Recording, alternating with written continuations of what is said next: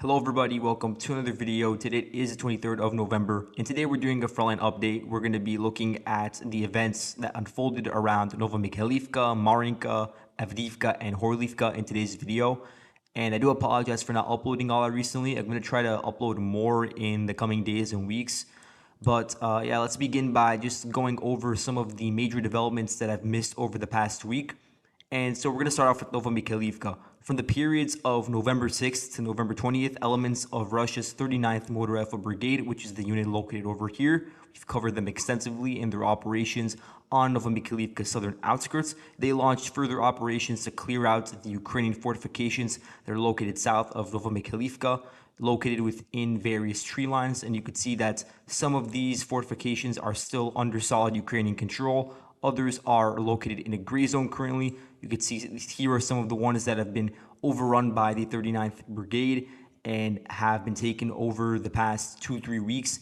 Others are still under Ukrainian control. You could see that they're located in the immediate vicinity of Novomykhailivka, and they have been really held due to the fierce resistance of Ukraine's 79th Air Assault Brigade, which has really repelled numerous Russian assaults starting on the really early days of October and up until now, although now the assaults are occurring to a lesser extent. Nonetheless, over the past 2-3 weeks, as I said before, the Russians were able to advance at most 1 kilometer. In other parts, they were advancing a couple hundred meters, and they were able to advance through some of these Ukrainian forward fortifications, because in all these tree lines that you see over here that are now outlined in the orange color, that are located within Russian-controlled territory. These were Ukrainian forward outposts that were used to defend against Russian infantry assaults and against their armored columns that are really notorious for their assaults that occurred around October 10th and beforehand. And now at least some of them are under Russian control, but you could see that the ones over here, for instance, they're still under Ukrainian control. And as a result, the Russians are heavily bombarding Novomykhailivka. I have noticed just by scouring through a lot of the footage from the Novomykhailivka sector, there has been an uptick in the amount of videos published by the Russian side showing their strikes of various kinds onto the Ukrainian defensive positions over here. So you could see there was some footage that Russia released of LMUR helicopters.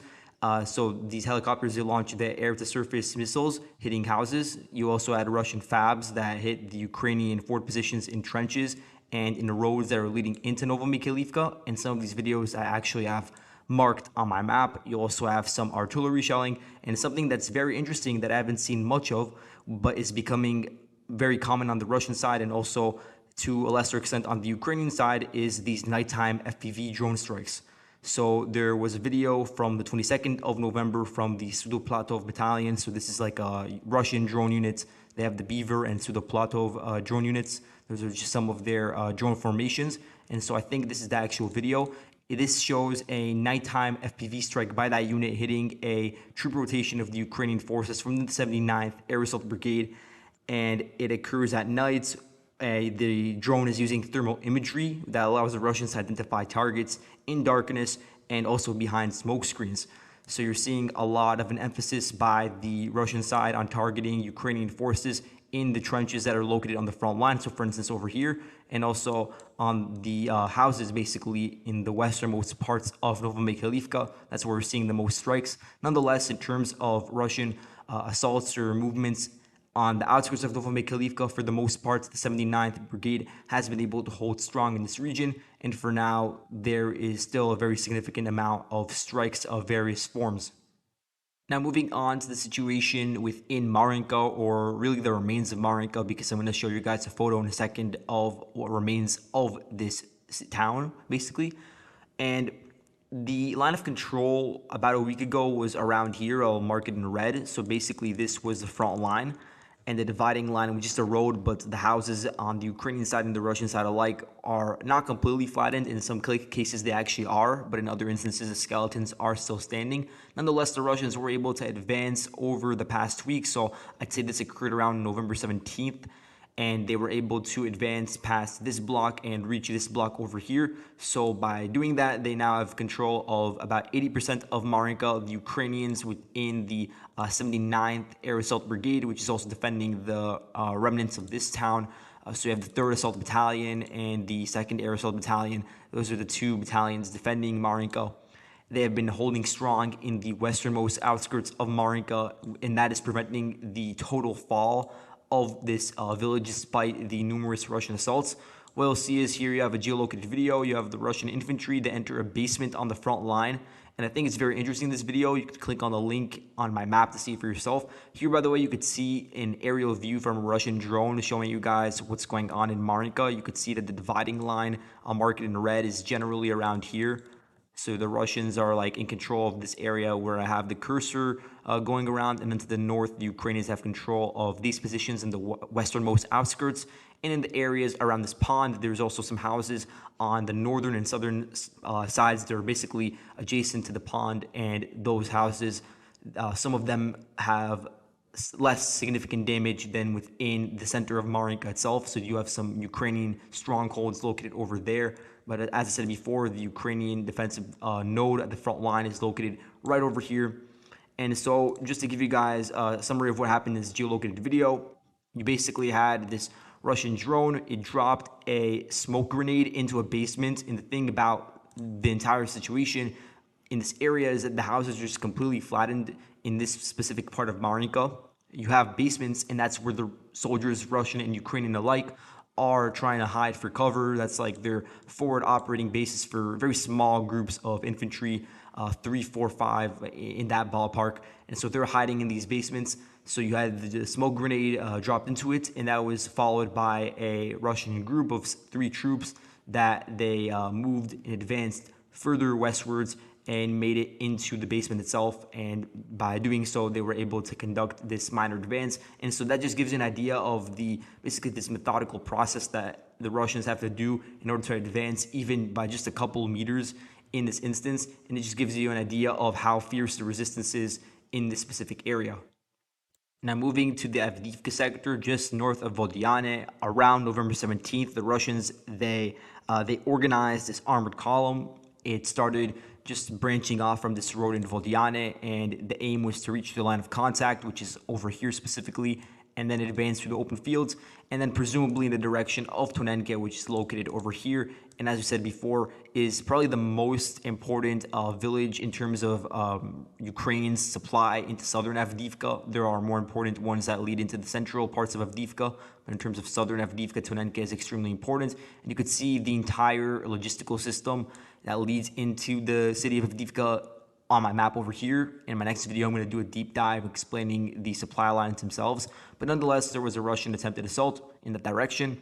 It was spotted by the Ukrainian 53rd Mechanized Brigade, and they had this FPV drone. It hit the leading vehicle in the column, and that caused the column to turn around and withdraw back to their original positions, probably around Vodiane. And then at that point, another vehicle from the column was hit by an FPV drone. And I say hit because I don't know the status of those vehicles, if they were destroyed, but either way, the main takeaway from that is that the Russians are still unable to make permanent gains in the area to the north of Vodiane, and that the front line is likely at this red line where I had it previously. So nothing really changed since my last video around here.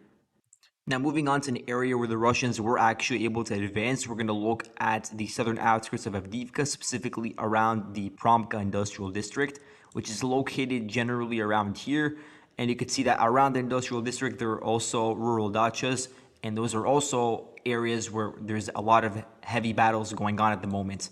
So just to give some context, around November 14th, that's when the first videos were published of Russian vehicles crossing past the 2014 line of contact where you had the ceasefire line. That's where the trenches were built by the DPR forces. So basically around the Donetsk Ring Road, the Russian vehicles, and usually they were doing this in isolation, they crossed past the Ring Road along Yasnivosky Lane, this main road going through the Promka Industrial District.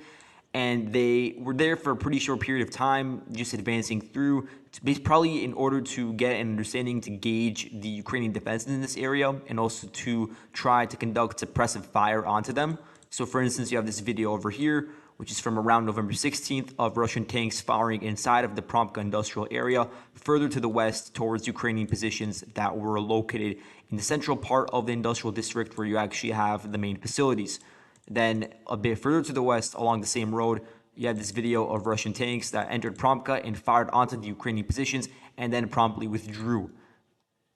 And by the 17th of November, it was confirmed by geolocated footage that the Russians were actually able to make gains within the Promka industrial district, both via their armored columns that were advancing in the area and also via infantry. So generally along this vector of attack, and you could see I have some of those videos on my map. You have this one over here of the Russians within the industrial zone. Here you have a video. You could click on it. You'll see that there's a Russian soldier, and he's basically within a house that was previously used as a Ukrainian firing point. And he just shows the road, and you could see that there were several armored vehicles that are along this main road in the Promka industrial district, and they're advancing further westwards. So there is confirmation through the Russian side, and there's also confirmation through the Ukrainian side in the videos that they released, because they released videos, specifically the 110th Mechanized Brigade. They released footage of their FPV drone units hitting Russian tanks that entered into the Promka industrial facilities. So you had several of those direct hits by the 110th, not just on tanks, but also on trucks. I believe I saw in the video like 7, not hits necessarily, but just 7 attempts at hitting them, because in a lot of those videos you don't get the aftermath of the destruction of the vehicle, but there is still the video of the FPV trying to hit the vehicle itself. And so you had a very fierce attempt by the 110th to try to slow down and treat the Russian forces as they advanced deeper into the Promka industrial facility. And those FPV drone strikes were not just limited to the Russian forces within vehicles, but also to infantry that was trying to branch out towards the forested areas deeper into the Ukrainian lines. So there were some FPV strikes on those Russian forward reconnaissance elements. I believe that the Russian assaults on the southern part of the city came as a surprise to a lot of people, because it could be perceived as attacking a very fortified area head on, when there were other Russian operations going on the flanks in areas that could be considered less fortified, such as the northern flank, where the Ukrainians did not have the same extent of fortifications built, as was reported by Ukrainian journalists that noted that the building of trenches on the northern flank, around Stepove and that entire area, was actually just in response to the Russians beginning their own assaults on October 10th. And so there wasn't any preparation beforehand. The same cannot be said for the fortifications south of Avdiivka. There are some very significant trench systems and also tunnel systems connecting the Ukrainian forces within Promka. And so it did come as a surprise to a lot of people when the Russians decided to attack this area head on. I would just say, if we're looking from the Russian perspective for a second, it's not that different from what they did in Soledar, for instance, when they reached that area and they advanced through basically the southern industrial district for a couple of months before they conducted their flanking operations from Yakovlivka. Or if we're looking at Bakhmut, for instance, the Russians, once they reached that area, the Wagner forces, they went through the very grueling process of clearing out the eastern industrial district within Bakhmut along Patrice Lumumba streets. And so it is pretty much par for the course for the Russians to do this within urban battles. We've seen that throughout the war. And then on the Ukrainian side, there's also surprise that they did not put up as much of a fierce resistance within parts of Promka. I think the reason why, if I'm going to give my opinion on this, is that the Ukrainians did not actually have positions in the easternmost parts of the Promka industrial district. If they did, then the Russian vehicles would not even be able to make it through Yasnovitsky lane. They would not be able to make it into the center of that lane and fire into Ukrainian positions within central and the western parts of Promka. So I believe that there was a gray zone for perhaps a couple of weeks or even more within the easternmost parts of the Promka industrial district, so probably around here. And the Russians took advantage of that to try to fill that void and were able to successfully take up positions over there and to suppress some of the Ukrainian fire. The Ukrainians, on the other hand, they were suffering from a lot of bombardment from the Russian side, because the Russian side has focused its efforts on bombarding this area for really a couple of weeks now, really since the beginning of the offensive. We've seen a lot of FPV drone strikes over here. We saw artillery strikes. We saw, of course, the airstrikes. We'll get more into that in a second. We also saw that the Russians were digging tunnels under the Ukrainian trenches, rigging them with explosives, and then blowing them up. So there was a concerted Russian effort to degrade the Ukrainian defenses in this area, and that may have forced the Ukrainians to withdraw prematurely from their prepared defenses further westwards. And that is part of why they decided to withdraw upon seeing the massive influx of the Russian infantry and armored vehicles into the Promka industrial district.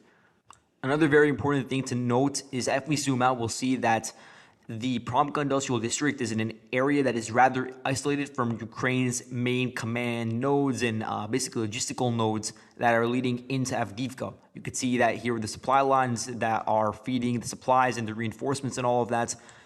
You need to successfully reach Avdiivka itself, which is already becoming more and more difficult, and we'll get into that in another video. But then from there, you also need to go through the line of contact or through the southern parts of Avdiivka itself to reach the fortified area within the Promka Industrial District. So it is an area that is rather isolated in comparison to other parts of Avdiivka that are more well connected, you could say. For instance, the coke plant is pretty well connected. You can see the roads leading directly into it.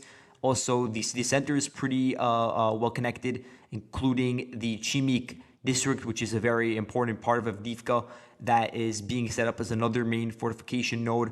And so that may be a part of the equation for why the Russians were able to advance through this area pretty quickly in the past week or so, roughly. And speaking of airstrikes, on November 20th, we received the first recorded video of Russian strike using their airdropped RBK 500 cluster bomb, which is modified with a UMPK glide and guidance kit. And that was used on the village of Stormayarske. And then the next day, there was videos that came out, I believe, from 3 different locations in the areas just to the southwest of Avdiivka, where the same bomb was basically used on the Ukrainian positions. I don't know if it was specifically used on the supply lines because it looks like it's in the general vicinity of this specific supply road leading into the Chimik Industrial District. But either way, it was levied at this area where there's a road, where there's also a trench, and which is very close to the very important node of defense that I was just talking about within the industrial district. So it is possible that we'll see additional strikes from this area. And we really didn't see much of any use reported by either side of the RBK 500 cluster bomb beforehand. But I believe that now that it's being rolled out on the specific part of the front line, as the Russians continue to launch their offensive activities in this region, we'll see an increase in the utilization of these bombs by the Russian side. Now, in terms of the scale of the Russian gains within Promka itself, the Russian vehicles and infantry have taken over most of the industrial district and parts of the nearby dachas, as Russia hopes to capitalize on these gains, and Ukraine is aiming to find a way to hold the line. And if we look at the extent of the control in this region that the Russians were able to achieve, it's about 1 square kilometer, so it is a relatively small area, but you have to understand, if you zoom in on the Google Maps, for instance, you'll see that even via satellite imagery, you could see a lot of the trenches that were built up in this area. So nonetheless, it is a very compact area, but with a lot of defenses. The Ukrainians do still hold positions that are located within the industrial district, located in this part over here, the westernmost region. So they are still putting up some resistance in that region specifically. But again, there are preparations for the Ukrainians to try to defend on the line further back a little bit around here on the southern outskirts of the residential district, where there are also a lot of Ukrainian defenses that have been built up. You also have a lot of Ukrainian defensive fortifications that have been holding in the areas directly to the south of Avdiivka. So for instance, around the Tsarka Ochota resort, this has been a nexus of the fighting, and the Ukrainians do have a lot of defensive fortifications set up in this region. The Russians were able to, since October 10th, basically advance south of the Donetsk Ring Road. This is the Donetsk Ring Road. They were able to advance towards it and then actually cross over it in this one area over here and take over a railway station and advance along the rail line. So they now have this bridgehead past the Donetsk Ring Road, and that is basically being done in order to advance along that road in order to reach the Tsarska Ochota resort, which is very fortified by the Ukrainian side. So far, that's not happened, but we are seeing that the Russians were able to advance in the nearby area to the northeast. So there could be attempts by the Russians to try to connect those two vectors of attack in the future. Nonetheless, you do have the Ukrainians attempting to counterattack along the ring road. This is, I believe, a video from the 20th of November. The Russians, they spotted this Ukrainian attack and they broke it up with their artillery. But nonetheless, it does indicate that the Ukrainians are trying to hold their forward positions in this particular part of the front line located around here. Now, looking directly to the east of Avdiivka, the Russians were able to capture the Donetsk filtration station. This is the facility, marked in red over here. This is an area that's been defended by the Ukrainians for a very long period of time. First of all, during the entire Donbass war, it's been fortified by the Ukrainians, and they were able to successfully fend off attacks on it during that war and also during the current conflict, especially during the Avdiivka offensive. The Ukrainians have been able to hold back Russian assaults that have been occurring on three different directions, basically, because it has been enveloped by the Russian side. There was a large attempted attack from the east, for instance. There was also like a lot of airstrikes and artillery strikes at the Ukrainian fortifications in this region.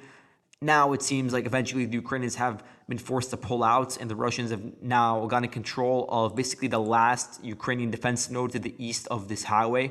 And this is now the highway that is dividing the Russian and Ukrainian soldiers on the area just to the east of Avdiivka. Now, this would also give the Russians access to the forested area to the east of Avdiivka from two different directions, from the south and from the east. So we'll have to look at this area in the future. But in terms of going a bit further to the north, it is very unlikely that the Russians will be able to launch offensive activities across the highway in the direction of Avdiivka itself, because the Ukrainians do have several layers of defense prepared for a head-on assault into the residential district. So first of all, they have the defensive line that's been built along the highway, where they have their forward echelon of forces, including within this rural dacha over here. You also have another layer that's built really within the actual outskirts of the residential districts and near that local pond. And then you have this other line of defense, which is right on the outskirts of the actual city center. So you have three different layers of defense that have to be penetrated. And this is an area that's been very well prepared in comparison to like the northern flank, for instance, that hasn't been as well prepared. So that's just some of an explanation of the rear. Then looking at the area to the north of basically the residential districts, you have a minor Russian advance that occurred over the past week or so. It's an advance that amounts to about 600, 700 meters. And it's just an advance with the Russians gaining a foothold within the first rural dachas on the northern outskirts of Avdiivka, with the Ukrainians still fiercely defending in this region. A lot of the reinforcements have been sent into this area, and that's part of why the front line has generally stabilized, not just in this part of the front line, but also a bit further to the north, along basically the entire northern flank. You could see that the front line has stabilized. The Russians did solidify control over some fields located to the northeast of Horlivka. We talked about that in our video from last week. And they were able to get control of some of the heights that are located on the two rail lines that are marked within my red rectangle. Now, besides solidifying control over those areas, the Russians have been unable to expand control in this region. And that also includes expanding control past the rail line. They've been unable to do that.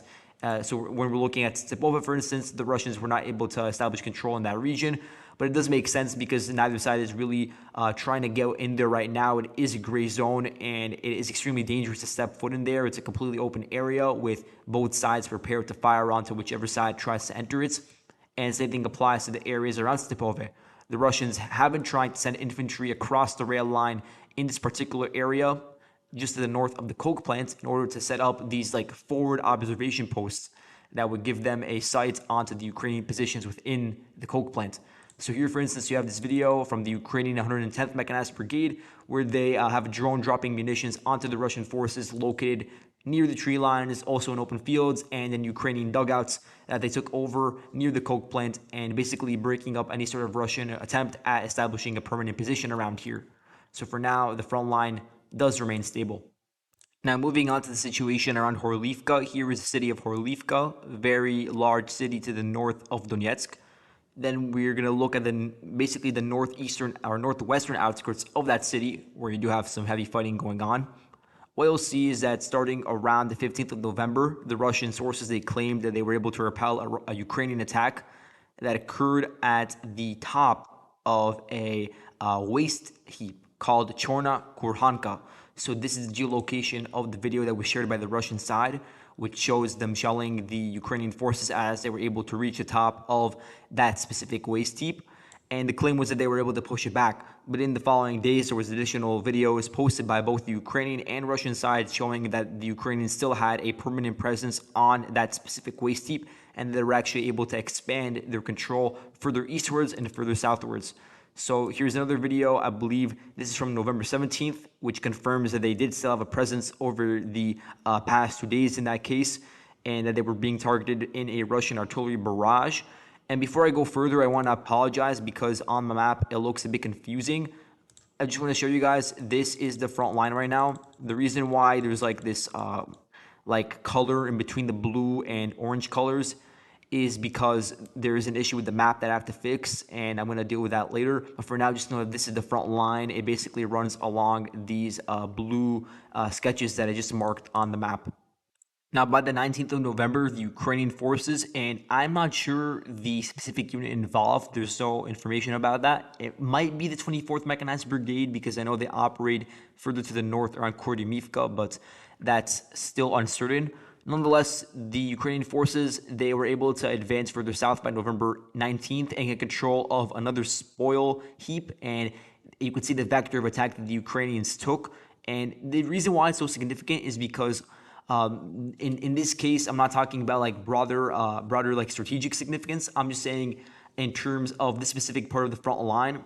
What you'll notice is that it's been extremely static throughout the entire course of the war because the front line has really remained at the trenches that were built by the Ukrainian and DPR forces alike at the 2014 ceasefire line. And so the Ukrainians, they were actually able to cross past that and take over some of the trenches that were built by the DPR side, and they have now been able to control of multiple of these waste heaps. And the reason why on a local level it is important is because those waste heaps, and you could show it on an elevation map, they give the Ukrainian forces a forward observation post to basically look at all the Russian vehicles that are making their way to the front line, which gives them a line of view to more effectively find their locations and fire upon them. And that's also why the Russians are trying to hold them back with artillery and also via the Sudoplatov battalion, that drone unit we were talking about. Here they have a compilation of their FPV drones hitting the Ukrainian infantry as they made their way to the spoil heap. And so in certain instances, this has led to casualties among the Ukrainian side, but nonetheless, they have been able to keep control of their newly acquired positions. And then here's another video which shows the Russians trying to shell the Ukrainian infantry. I don't think they were hit in this specific video, but it shows the Russians trying to respond to the threat of the Ukrainians. And you can see that this is the position that the Ukrainians have been able to set themselves up in. And there's actually trenches that were built specifically on the spoil heap that are now being used and operated by the Ukrainians. And the Ukrainians also made gains within the village of Pivdenia. So here's the village. It is currently contested, so it should not be blue, it should be black. But in any case, here you could see a video of the Russians shelling the Ukrainians in the center of the village, which confirms a minor Ukrainian advance. And the furthest extent of the Ukrainian gains around the village of Pivdenia is about 500-600 meters. So there is a certain Ukrainian effort to advance in this region, not just through the spoil heaps, but also through a village itself. And this is in the general Horlivka direction. It's pretty interesting because in October, there were reports that the Ukrainian political leadership was interested in taking Horlivka, but based on the scale of the operations, so far it looks more so like it's just an effort to try to distract the Russian forces from their efforts during the Avdiivka offensive. And this is further evidenced by the fact that the Russians were forced to move elements of the 132nd Motor Rifle Brigade to deal with the Ukrainian attacks around the Horlivka axis. And this is a unit that was fighting to the north of the Avdiivka front. But either way, just time will tell. So for now, we don't know for sure. Thank you guys so much for watching, and I'll see you guys in the next video. Goodbye.